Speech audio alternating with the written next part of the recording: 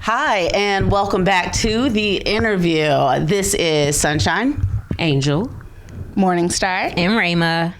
And last session we had a really good session last session. I totally Do you feel agree. like we had a good session? Yes, we've got a flow going on, I and feel we like just we do. we got so many good topics that are brewing.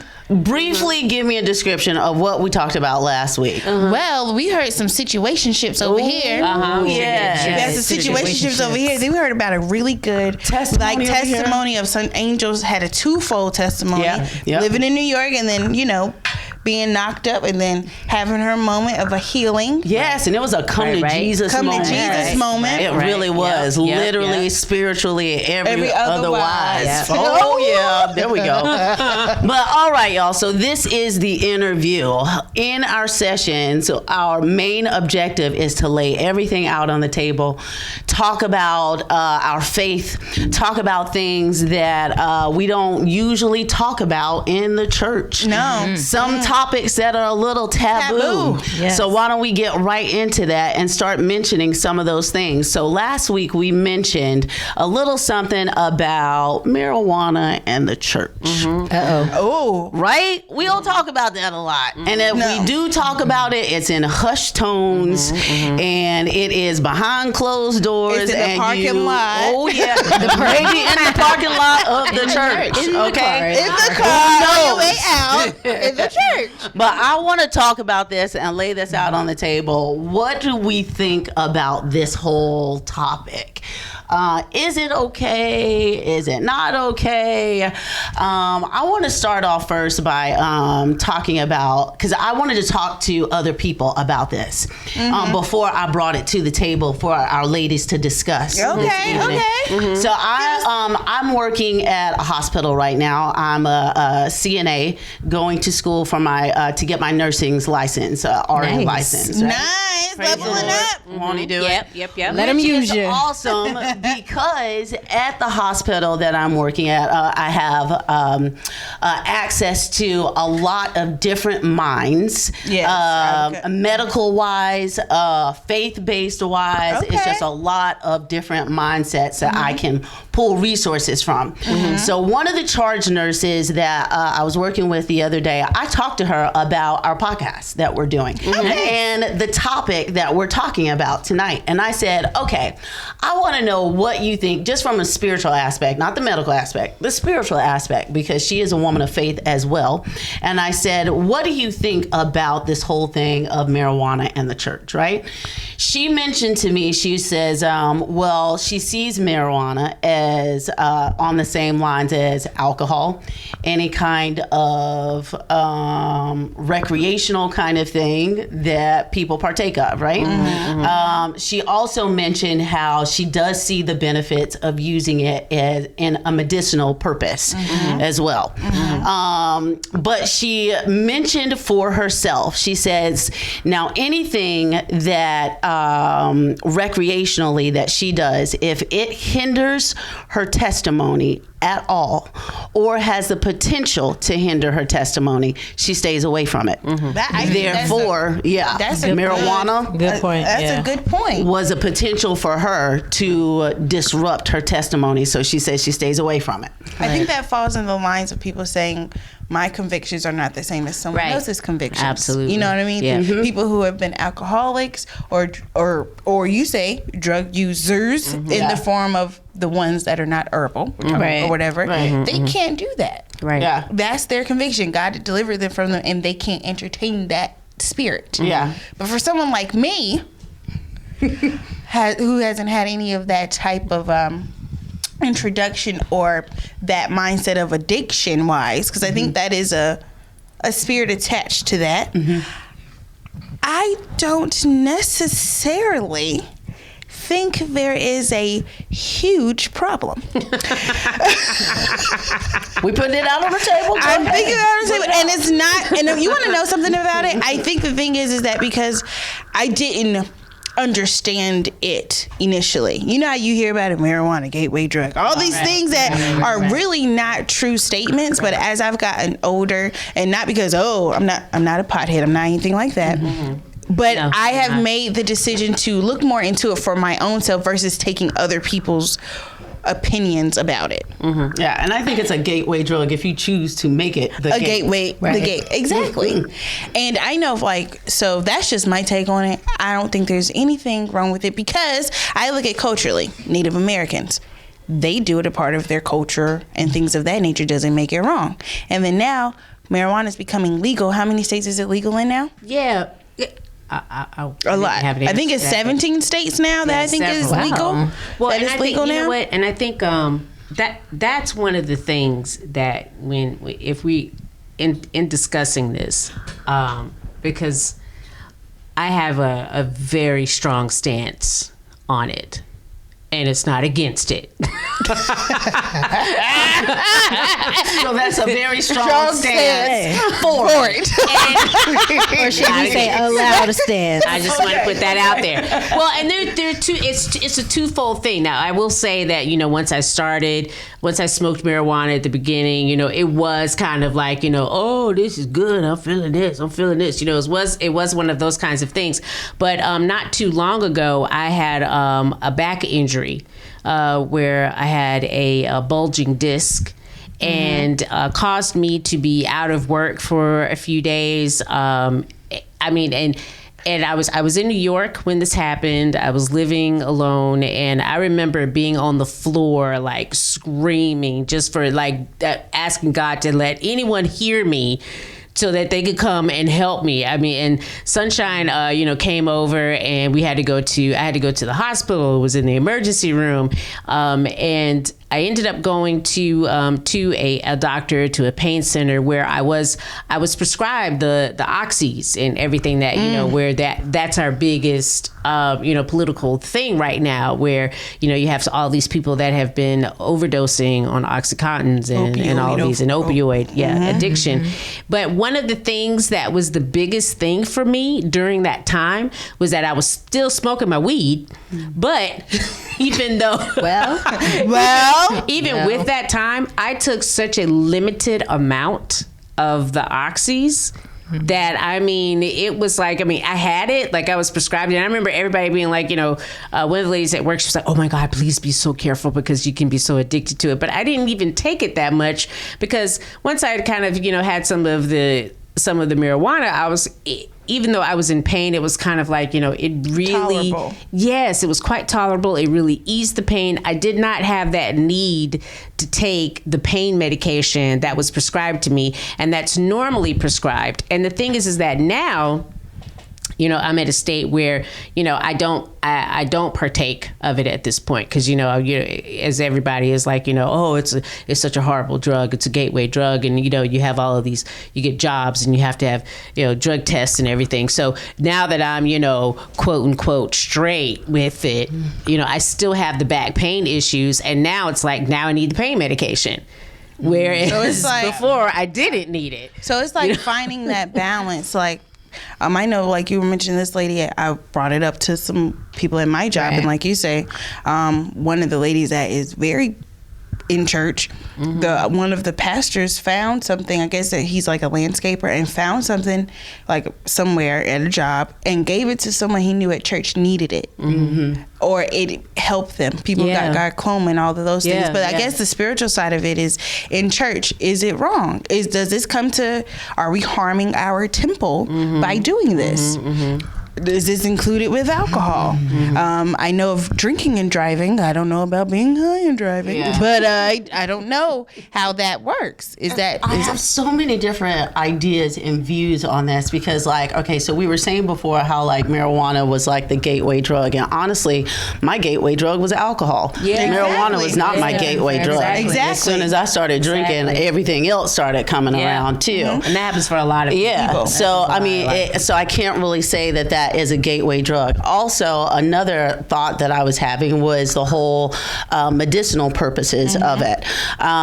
With me being in healthcare now, I've seen a lot of different medications and the reactions and the side effects of a lot of different medications. I know with a lot of heavy pain medications, there are a lot of withdrawal side effects from it. With marijuana, there's no withdrawal side effect. Now, yes, you can be addicted addicted to marijuana, but that is a mental addiction that you have.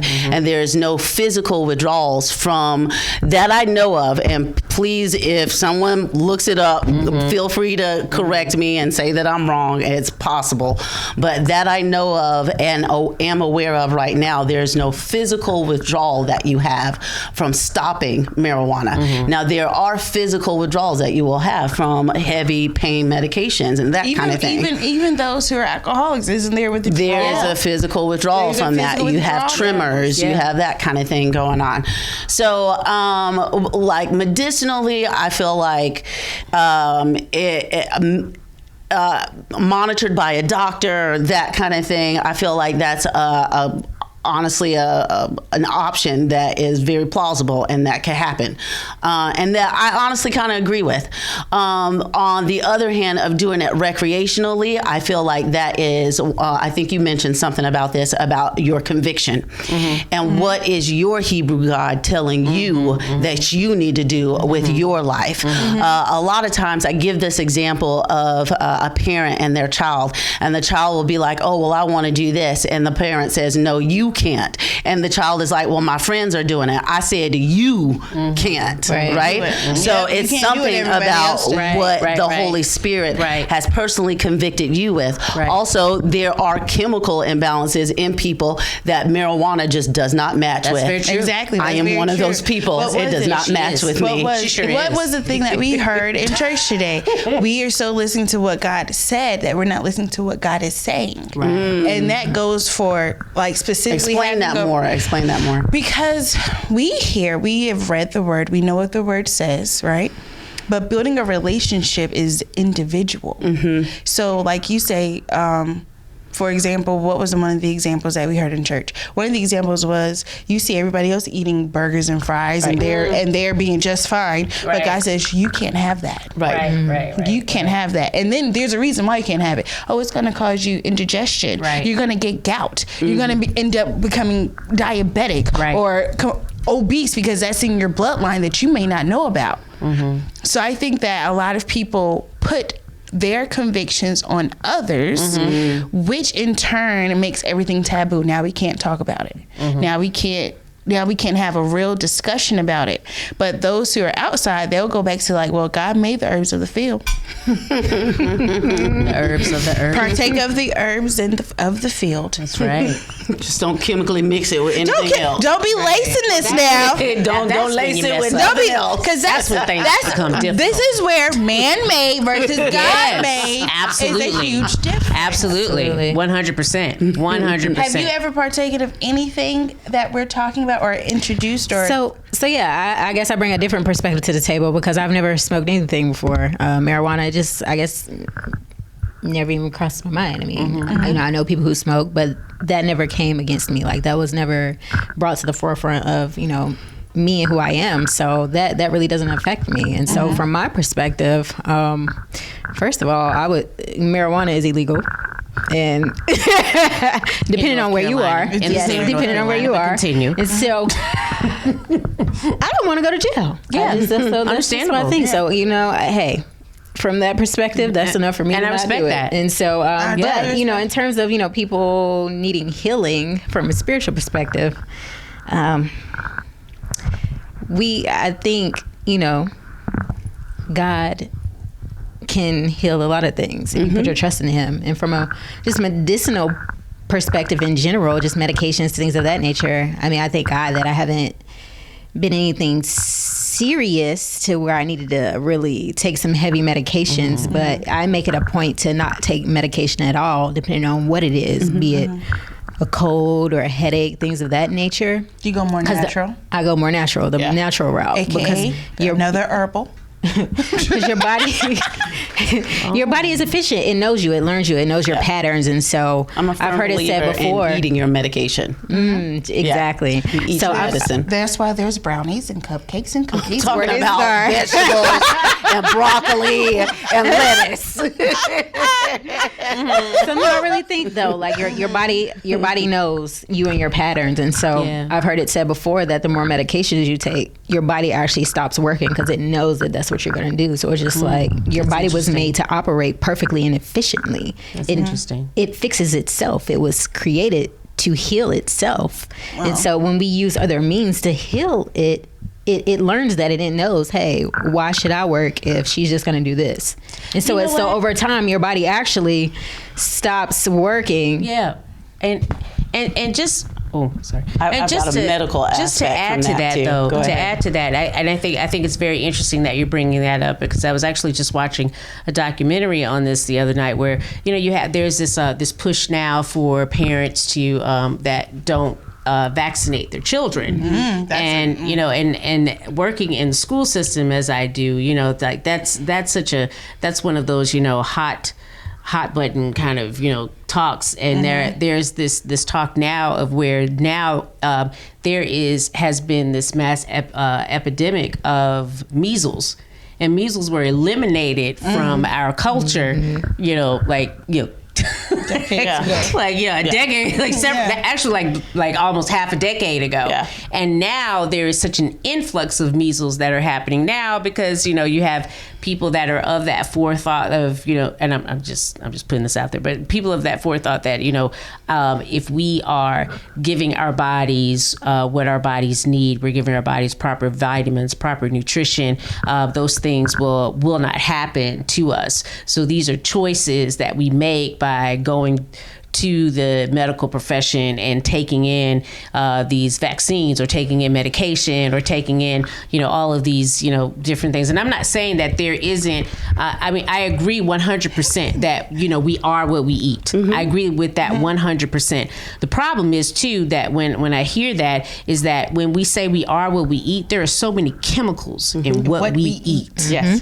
So when you say we are what we eat several years ago, you talk about 50 years ago, 60, 70 years ago, then yes, that made a huge difference. And we were eating a lot of different things that did keep us very healthy. Unfortunately, just because of the breakdown of what modern society has done to us and what it has done with our with food and with with proteins that you eat. If you're eating meat, my God, it's like there's just I had this whole I'm being unfiltered. I had this whole thing. I would not buy a chicken breast that were bigger than mine. Yeah. Because of the fact of seriously. the hormones in it. I see 12-year-olds who are more developed than I am, and I'm in my 30s. Yeah. Absolutely. And that's just because of the, like you say, the hormones and things that are in the food now. Absolutely. That wasn't back when I was growing up. But my question about the whole thing about what you guys were saying of the science, and we over here like, oh, we shouldn't do these things and vaccines.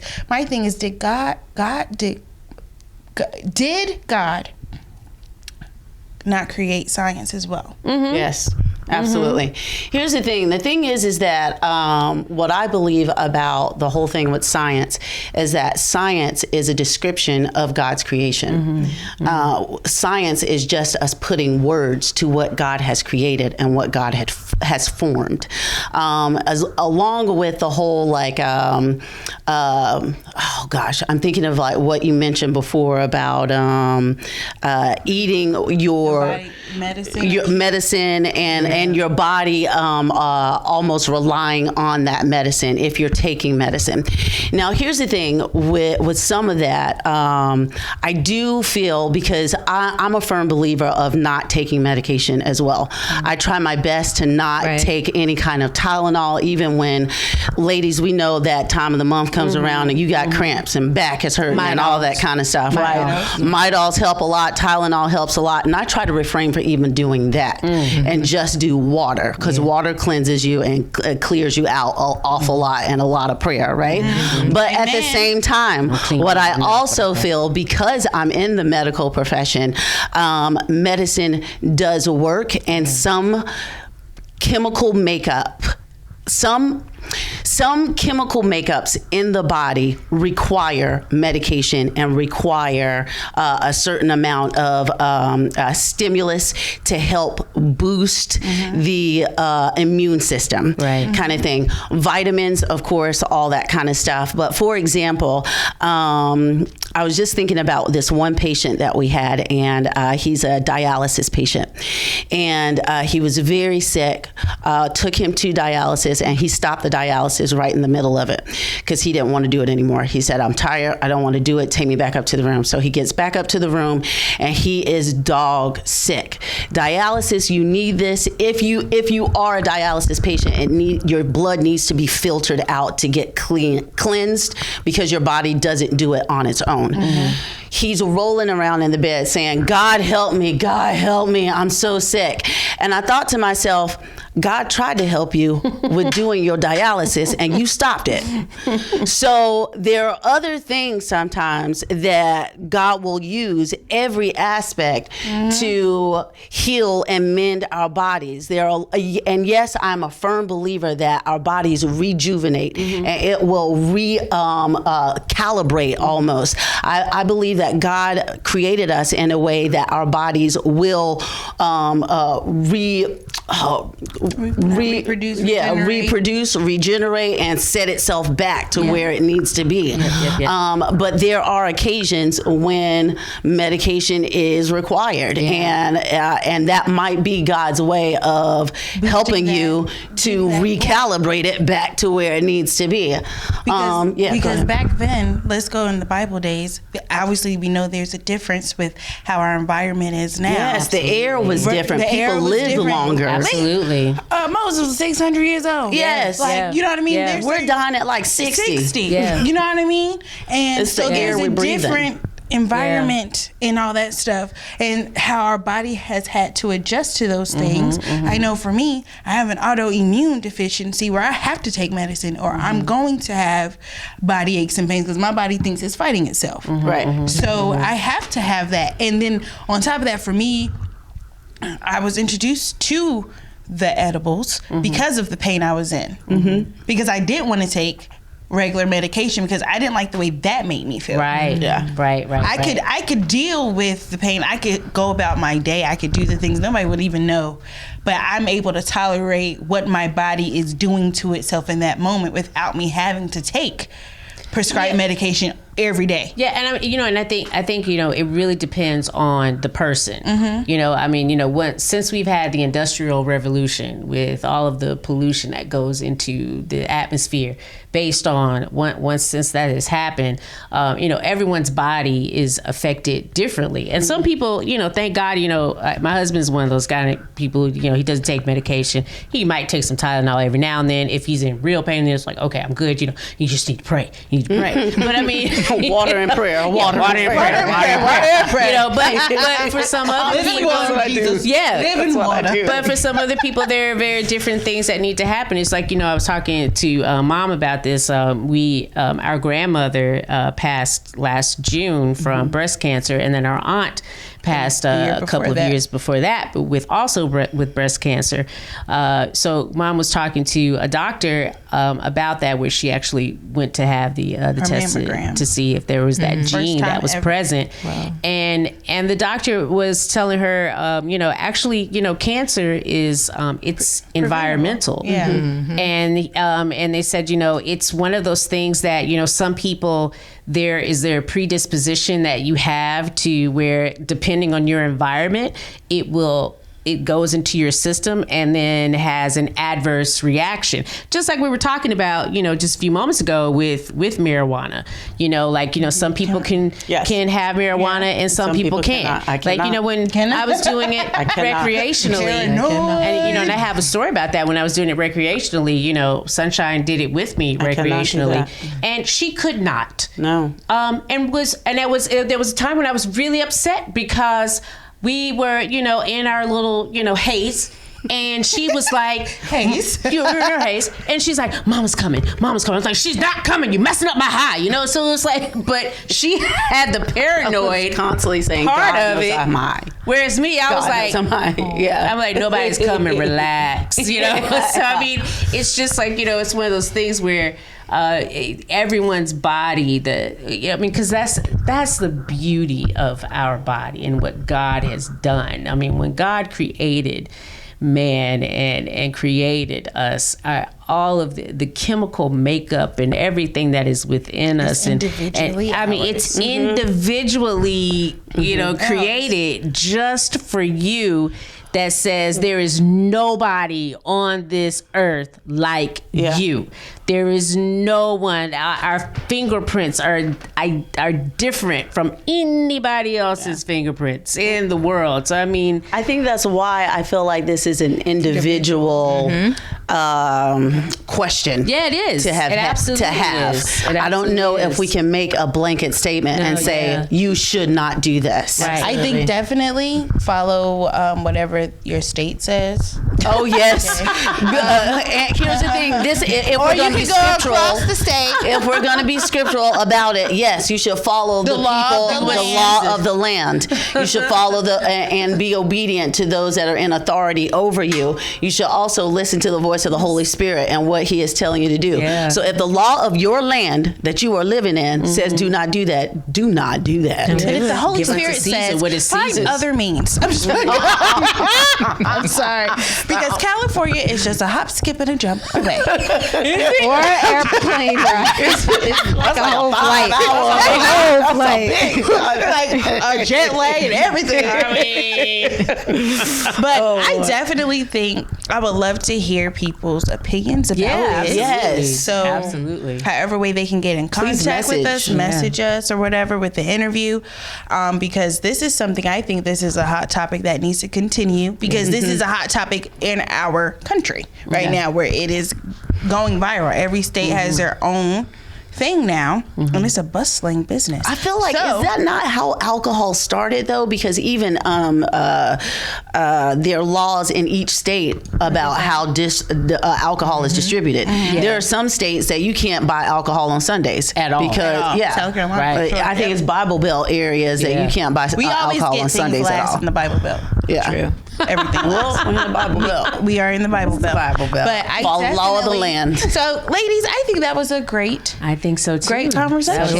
Yeah. I'm looking forward to what we're going to discuss next. Does anybody recall what that will be? Anybody? No? I guess think you're it's going to gonna have be to a wait and surprise. find out. Yeah. A super Tune duper in. surprise. Thank you guys for watching the interview. And We'll see you next time. we'll see you next time. That's right.